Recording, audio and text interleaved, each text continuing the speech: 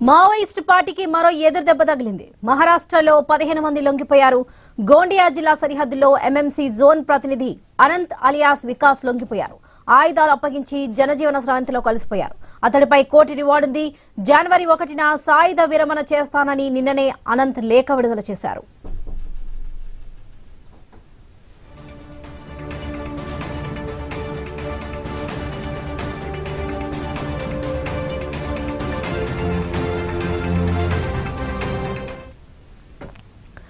Maoist పార్టీకి మరో ఎదురుదెబ్బ తగిలింది. మహారాష్ట్రలో 15 మంది లొంగిపోయారు.